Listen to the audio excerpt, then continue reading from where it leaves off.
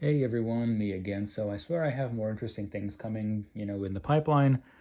But in the meantime, another Royal Tiger video, why not? So this is a Vetterli-Carcano conversion, also known as the model 1870/87/15. So this would have started life as a Vetterli black powder rifle that got converted to 6.5 Carcano during World War One. I'm not going to go into the whole actual history of these guns. I'm pretty sure CN Arsenal and probably Forgotten Weapons as well have covered it, and they know more and have presented it better, I'm sure. So this is really more about what you'll get if you buy one of these Royal Tiger guns and what you could probably expect condition-wise. So these were listed in very good to excellent condition. As you can probably already see, we're not quite there yet, to put it a little mildly, but I'll get to that in a second. First, a word on shipping time. So on their website, they say that shipping takes 2 to 3 weeks, which on account of their volume that they're experiencing, I guess. They actually shipped it much sooner than that. I would say from the time I ordered it to when they shipped it, it was maybe 7 or 8 days. So can't complain in that regard. Of course, FedEx did have it circle the country for 2 to 3 weeks, so I guess they got to that 2-3 weeks one way or another, but maybe that's not Royal Tiger's fault. Maybe they should switch to UPS or at least give you options if contractually they're allowed to give you options. Even if it ended up paying more, I think I would have saved myself the headache of, wondering if they lost it or whatnot. But in any case, condition-wise, let's go over some of the stuff. So first off, what I do like is the AOI cartouche. So this represents Italian East Africa. That kind of gives the rifle provenance, kind of tells you where it's been, because you really can't tell otherwise necessarily.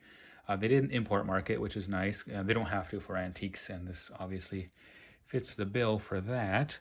Other than that, the gun is complete. It's mechanically sound. I've taken the bolt apart. Everything is there. The firing pin's not broken. Yeah, it's pretty much all good mechanically as far as I could tell. The finish is not great. I mean, you would expect near pristine finish for very good, excellent condition, which is where this really kind of fails at. You can see right here, this spot's something kind of pressed really hard on that stock. Some of these dings might steam out or something like that. I don't think that one will. That magazine, as you can see, is very pitted. It's also quite full of rust. I'll show you that in a bit. Rear sight is complete. I wonder if this leaf is a little bit bent backwards compared to where it should be. I probably should have looked at another example just to see where they ordinarily sit, but that to me looks like it might be bent backwards a little bit. I don't know, I could be wrong on that one. Other than that, nothing remarkable. A lot of, missing finish here and there, but the gun is from 1892, so, we're talking, what is that, 130 years now? I guess that's to be a little bit expected. I'll open the action here and take a look inside. So it's complete, like I said. Not the smoothest action on these guns, but also still some surface rust left. I got as much of it as I could before this video, but a little progress left to be made on that. Safety works, all that stuff is good. Let's go over some of the top side stuff. So the rear tang is not broken.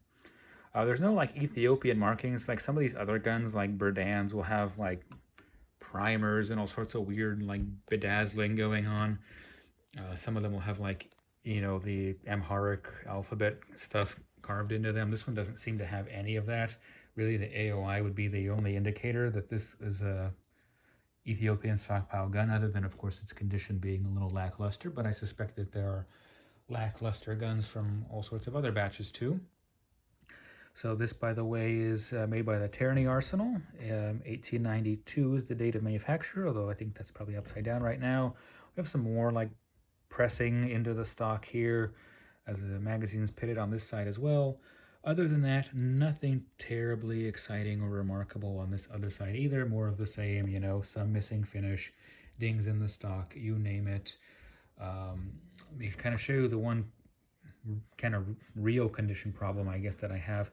So as you can see, probably, yeah, there's rust in that magazine, but that's not the real issue. The real issue, so as we see here, when they did the conversion to this style of magazine for 6.5 Carcano, they put in these wooden inserts, and they're supposed to be pretty flush and close fitting to the rest of the stock, and they basically just come loose. And so this on this side, it actually moves around. I don't know how well that shows up, but basically it would need to be glued down again. Not the end of the world, not the biggest deal, but yeah, kind of obnoxious that had to happen. But since I don't plan to shoot this gun anytime soon anyways, if ever, oh well. Other than that, like I said, the gun is complete. It's mechanically sound. This is about what you can expect if you order one of these. The bore on it, I don't know if I mentioned that already, is pristine actually. I guess even the Ethiopians knew not to shoot these guns. It will pass the bullet test even with the undersized 123 grain PPU soft points.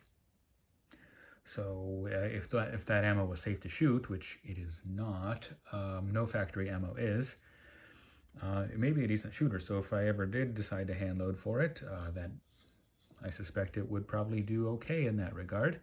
I guess that's really the entire video. Thank you for watching as always, and yeah.